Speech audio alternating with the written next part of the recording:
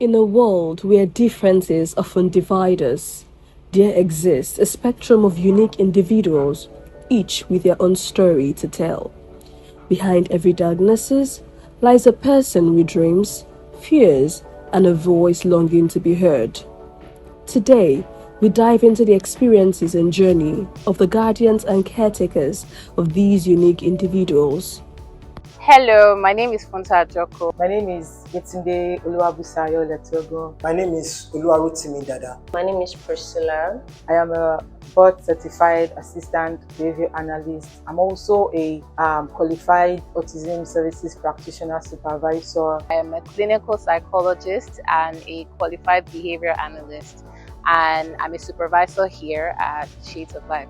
I'm a qualified behavior analyst. I'm a psychologist. I'm a board certified assistant behavior analyst. I'm a qualified autism service practitioner supervisor. I'm also an international behavior analyst. In this part of the world, a silent epidemic persists: the ostracization of autistic children. This is found in the playgrounds and classrooms. I work here in Shades of Life as a QBA, a qualified behavior analyst, and I work with children on the autism spectrum, children with learning disabilities, and also other new developmental disorders. Well, children on the spectrum, but not just children. I work with adults on the spectrum also, and that means that we have adults who are on the spectrum. Yeah, adults who probably were not diagnosed early enough, and they grew up to be adults, just like every other typically developing adult. I majorly work with individuals living with autism and neurodevelopmental disabilities. I've been in this field for 9 years, going to 10 years. It is my joy to watch a child that was assessed that didn't have any kind of developmental milestones. I find joy in implementing a particular plan that has been written, and then I'm beginning to see results. I'm seeing the little victories of them, achieving a particular skill. It gives me a lot of joy. I work with children or individuals living in traditional learning needs, autism, ADHD, and all of the other additional learning needs, right? So I've been on the job for almost 10 years. So there's been a lot. I have learned, I have unlearned, and I'm relearning, right? So and then I use the principle of applied behavior analysis to work with all of my learners, and it's been a roller coaster, right? I came into this profession by curiosity. I just wanted to. My current boss, she made a post on Facebook and said, okay, either she's going for an autism training or she wants to work with children living with autism. And then I said, what is autism? And then she said, if you want to know, come. So I'm here. I got into this field a couple of years ago, probably like 10 or almost 10 years now. And basically it was supposed to be a mistake. I was attached to intern at Federal Neuropsychiatric Hospital, and they gave me a topic about learning disorders. In my exploration about learning disorders, I became very intrigued about neurodevelopmental disorders and so many other things that relate into this field. And one thing led to another, and I'm here finally. So it's actually been a very adventurous journey, and it's been great so far. I mean, it's had its ups and downs, but it's been great so far. I graduated from Obafemi Awolowo University in the year 2013. I read geography. I've always loved to teach, quite alright. But then I met a church member, popularly known as Dr. Zifi now, that told me that, there's this course I want us to do. It's about helping children living with autism. Let's go for the course. This. Actually, we thought I thought I was going to go to America to do the course, but then it happened that someone, the person from America then came to Nigeria to do the coursework. Let me not lie, I didn't have an idea what was going on while we were doing the course, but I just, I took notes as is my usual practice. But when I then got into the field, I then began to see the real thing at play. So, I began to learn on the job as we progressed, got other certifications, started from the very bottom, actually, from the RBT level, like that, doing other international examinations. And this is a clear example. We started from the bottom and now we are here. The world of work is a complex ecosystem, a symphony of skills and personalities. But for some, navigating this environment can be a daunting challenge. My day-to-day experience as a behavioral analyst has evolved over time. And that's because I actually started from the beginner's course, which is being the RBT. Now, the RBTs are majorly the foot soldiers of behavior analysis. They're the ones that goes out there to implement the work. I remember the first client I worked with, fresh out of NYC.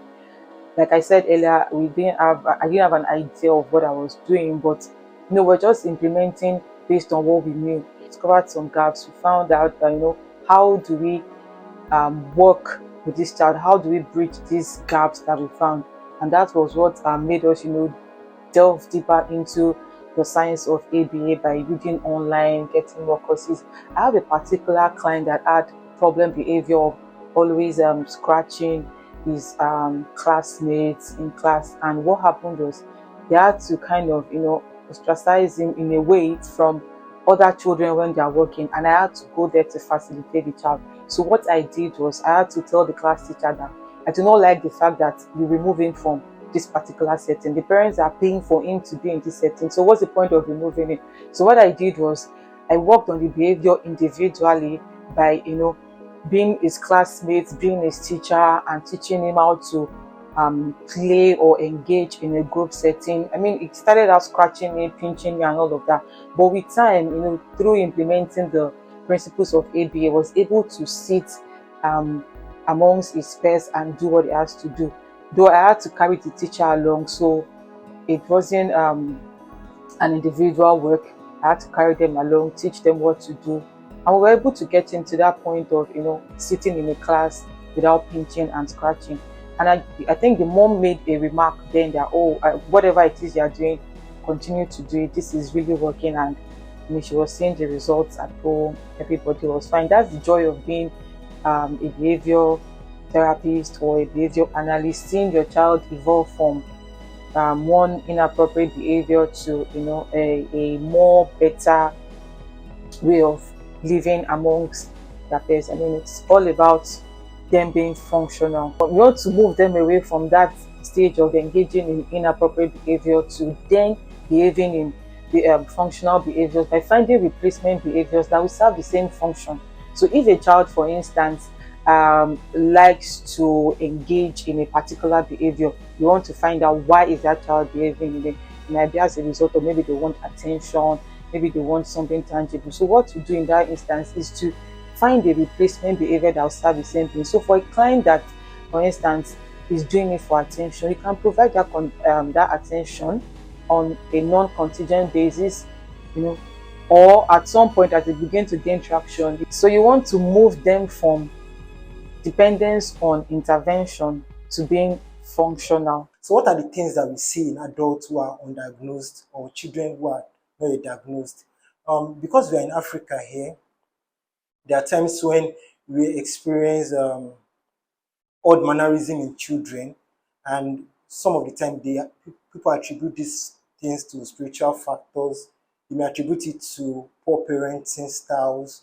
You may attribute it to permissive parenting, or maybe single motherhood, and a whole lot of other factors. So what are the things that we see? Okay, so these people, when they grow up, these children, when they grow up into adults, we begin to notice this slight difference in them.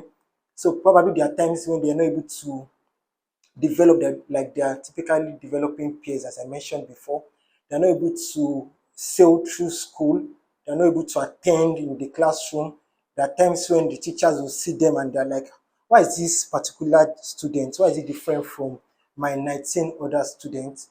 There are times when they are always, they have to be the focus of the teacher. They distract every other learner. And when these people grow up into adulthood, you see most of the time hyperactivity, their inability to keep a job, inability to maintain a job, inability to keep a relationship, and so many other things like that. So it could also display itself, these behavioral dispositions could also show in self-help skills such as waking up, independently waking up, carrying out activities of daily living, ability to interact in the public, and so many other factors. So, what we say here at Shades of Life and in this autism field is that early intervention is actually the key. Early intervention helps because if an undiagnosed individual, an undiagnosed child will definitely grow up to be an undiagnosed adult. And due to plasticity of the brain, if such people are not able to get those required skills by the time the brain is actually fully developed, then it becomes quite a tedious task when they grow up into adulthood. There's actually a time when people see individuals on the spectrum as witches or wizards. They see them as abnormal people. They see them, and at every point in time, so people like that are usually probably thrown into the marketplace. They begin to fend for themselves and they begin to roam around. But now we have more awareness. People are conscious of this fact because almost everybody, at every point, every day, every year, when we have Autism Awareness Day or the Autism Awareness Week, and at every point in time, people are actually quick to identify and to recognize these slight differences, so that people won't, jokingly make jest of it. That, are you on the spectrum? So that actually shows that more people are aware. It is getting better than it used to be, and actually it can really, really get more better. Some common misconceptions that parents or people in general usually have, like, I think the first thing that they say, or the first thing that they would ask when they see me is, "Oh, can you read me?" or "Can you psychoanalyze me?" I be like different things. Basically, are some things that I typically get. But what I do as a clinical psychologist is I work in understanding behaviors, on psychoeducating people about what certain disorders are about, helping people through their challenges and stuff. And as a qualified behavior analyst, I'm using evidence-based intervention strategies to work on sustainable behaviors, or things that basically help you function better in the society. Um, and as regards autism, because primarily I'm working with autistic individuals and individuals that have neurodevelopmental disorders. So primarily, some misconceptions I get, like, this one that you're working with autistic individuals, aren't you going to give birth to an autistic child? Well, that's not quite how it works. But yes, research has shown that there is a whole lot of genetics involved in autism. So if one person in a family has autism, chances that someone else in that family will have autism is quite high. But uh, so it doesn't really, it's not transferable. It's not something that you can get just by like a cough or a cold or something like that. Another misconception is that some parents that you interact with feel like it's some form of punishment because they've been bad parents, or they don't know how to parent very well. While it is very good to equip yourself as parents to train a child, it's also not your fault if your child is autistic, because again, like I said, it's really, science hasn't really figured out what exactly causes autism. So, but there is a very high research about how it's genetic. So it's not about anything that you did or did not do, but definitely empower yourself in terms of parental training, because even individuals that have autism are fully functioning and doing very well in society with proper behavior management. I think another misconception I often get is probably something spiritual, like maybe the gods are angry at you. Uh, I don't know what to say about that, but gods are not angry at you. And there are so many other people that the gods might be angry at, but they don't have autism. But I think for me, I just feel like it's something that happens. And one thing I will tell you from a clinical psychologist point of view is, yeah, it's happened, but are you going to stay there or are you going to actually do something about it? So that's how I got here, out of curiosity. I'm a very curious person. I like knowledge. I learn. I like to learn basically a lot of things. So every day I learn something new, and it doesn't have to be about what I do. It's just generally what knowledge is about. So mostly I work with children living with autism. Children living with autism. I worked with adults, still work with adults, but mostly children living with autism. And then we usually preach early intervention, and that's because it's easier to catch them young, so to say, catch them young. And because some of the red flags are not responding to their names. Some have issues with their fine motor, gross motor. Some do not pay attention. They have issues with attention. You have the others that have, and then autism has comorbidities. So you have children that have autism, they present with feeding challenges. Autism, they have sleeping challenges. Autism, they have ADHD. Autism, I've seen autism and cerebral palsy before. I've seen autism and Down syndrome. So there's just a lot, right? And then we all see all of these red flags. Should I say the most common red flag is, or the most common red flags are children not responding to their names, not meeting their developmental milestones. You have milestones that children should meet, and then when they're not meeting these milestones, parents get worried and then they come and then we ask, okay, what are the things that you have noticed? And so he's not listening to me. It's not. Some of them will say the children are stubborn, right? And they were like, how do you know they are stubborn? What did you do? And they're like, but if I tell him to come here, he will not come. And I said, do you not think that he doesn't know what it means to come here? And then, oh, wow. Okay, we didn't see it that way, but basically not following like simple instructions, not being able, it's not they don't want to, but not being able to follow these instructions, not, you're presenting stuff to them, they're not understanding what you're saying. So basically, they're not meeting their milestones. So when they come in and we're like, okay, they have told us what it is, and then I don't diagnose it yet, but I assess, right? You can assess. So I'll get there, but I'm not there yet. Because our job has levels. And the thing is, you have to get to a certain level to be able to diagnose. You have to get to a certain level to be able to assess. It's not just anybody that can assess, anybody that can diagnose. It's a very sensitive job. You're dealing with human life, children, right? So I'm not there yet. I'll get there.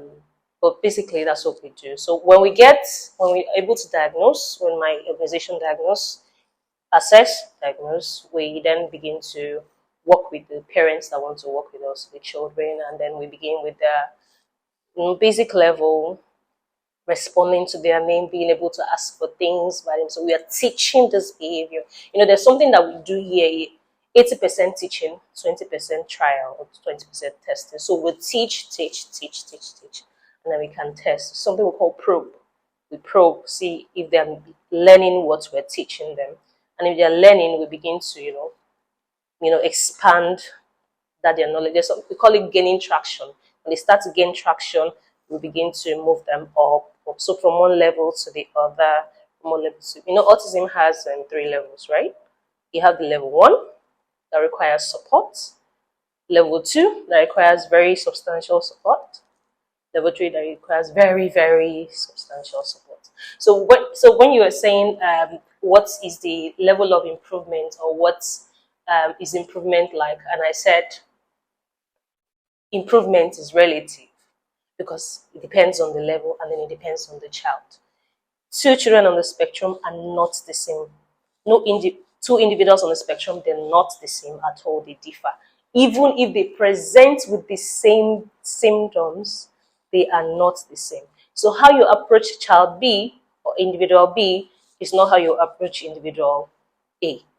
So you approach them differently. You think of them as this is an individual. What works for this person may not work for, and then you work according to their needs, right? So we have seen parents say, yeah, but this child, I know this child. My child and this child, they were born in the same hospital. They were meeting the same milestone. They stopped meeting the same milestone at the same time. But this child is doing well now, but my child is not doing well. Why? I want my child to be like this child and all of that. And then we say, ma, Osa, they're not the same. Even if they both have autism, even if they both been diagnosed with autism, they are not the same. So whether they were born on the same day or they're even twins, we will not treat them the same way. We will not treat them on the same level. We're not going to use the same thing for them. We have to use something different for this, something different for this one, because they are the way they present may be the same, but the way they take in information will not be the same way. Do you get?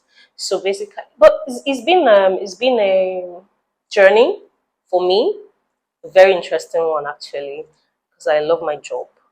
And the reason I love my job is because every day I'm able to impact into a child's life. And I mean every day. Some days I don't want to stand up from my bed, I'm tired. I don't want to get up at all, but I'll still get up. I have a friend that always asks me every morning, are you ready for today? My answer is always no. I am not ready for today.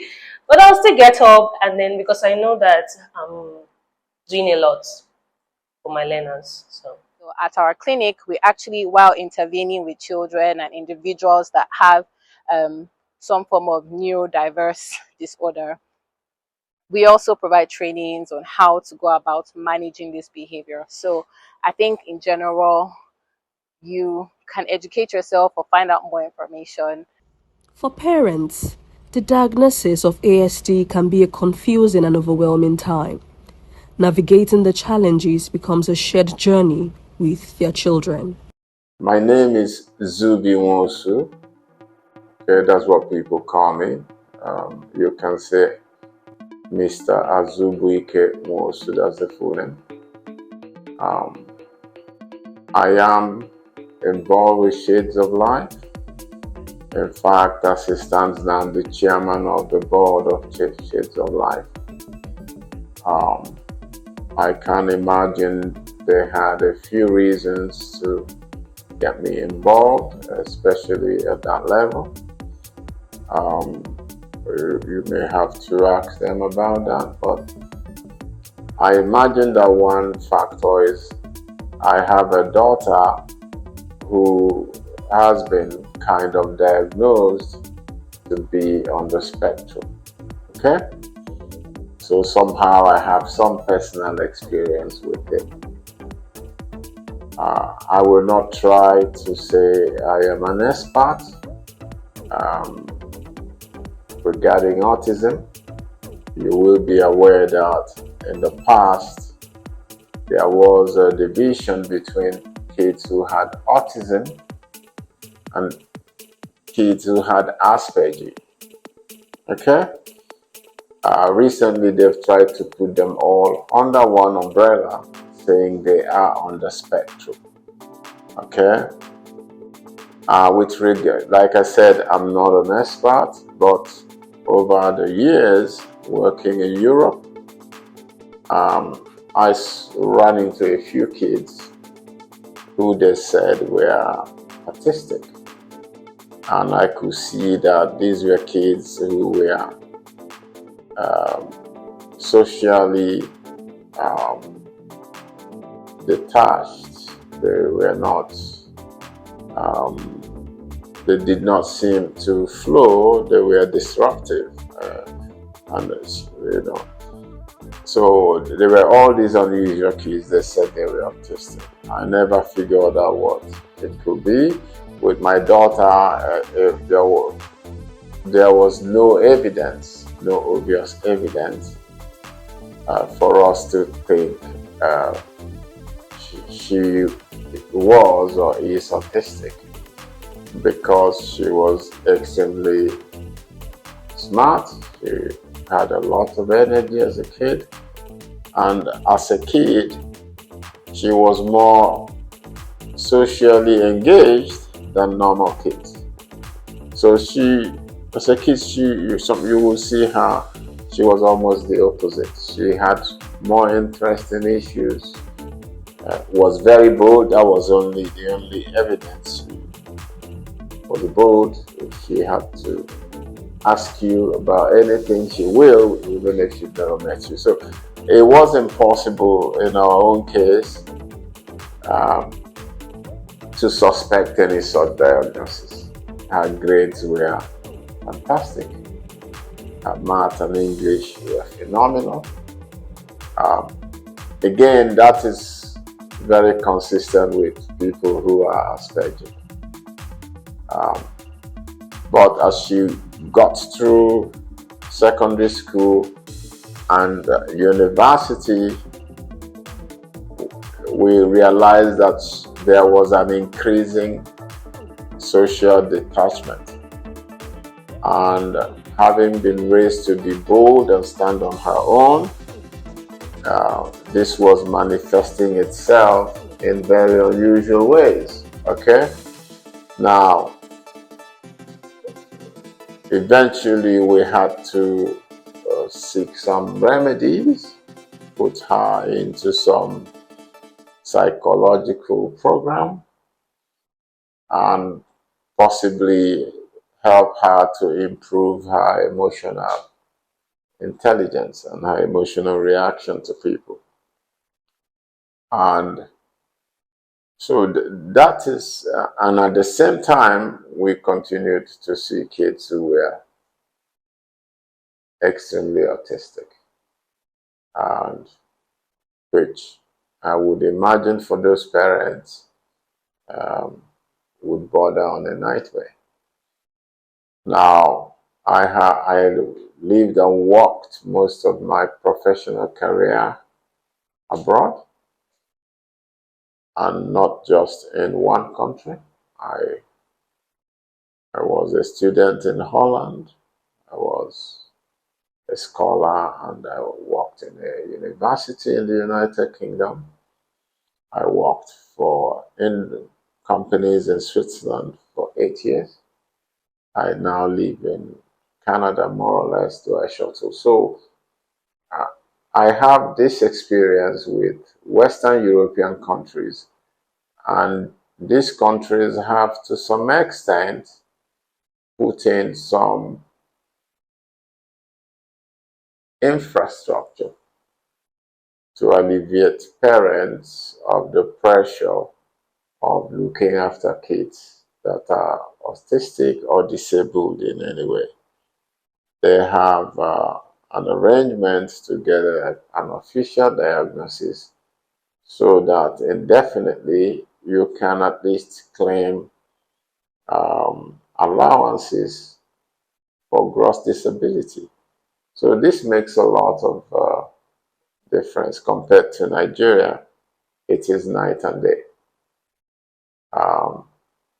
A lot of people in the upper middle class of Nigeria, it wouldn't be a problem. They can afford it. But a lot of people in the Nigerian middle class, as presently defined, would actually struggle with this. You know, it would be a strain on their finances. So it's not the same thing. So we suddenly realized that the underclass in Nigeria would actually declare different diagnoses, seek unusual remedies, impose unusual blames. So it is a difficult one. I can understand their struggles, because growing up as a kid, there were no autistic kids. So science is here to explain why 60 years ago, we had no autistic kids, even 40 years ago. Okay? The first time I saw a kid that the grandfather said was autistic was about 1990. 1990 is about 34 years ago. We didn't have Google available there. I had no opportunity to just Google it. I just told myself it was something. So you can't blame Africans if they say, this is unusual. Some may even declare it satanic. And that's the foundation or the major motivation to start the Shades of Life Foundation, so that there could be an avenue for parents in what I would call the underclass and possibly the middle class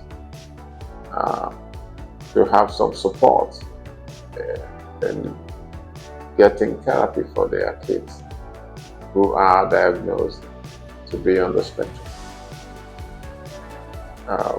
To wait for when Nigeria will get around to it is not an option at this stage.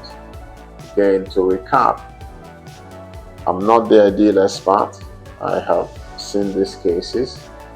I have the unique experience of my daughter, who remains an incredibly brilliant person, who has unusual skills, even though it is narrowed to a very small area of interest, but she is phenomenal in the things she does. All we want is to improve her capacity for social interactions. I don't want her to be as good as Father Christmas. We just want to move the needle a bit. And then for a lot of kids, you just want to move the needle a bit. And every kid in the world that is facing that kind of challenge, one way or the other, is apt to move that needle a bit better. And if I have the capacity to help, I would like to help. I remember what I read in a book. This was The Godfather. The Godfather was asked to do something that was subhuman. And the Godfather said, if I had such powers, I would be more merciful than God. As the sun sets on our exploration of autism, let us remember that within every individual lies a universe of potential waiting to be unlocked.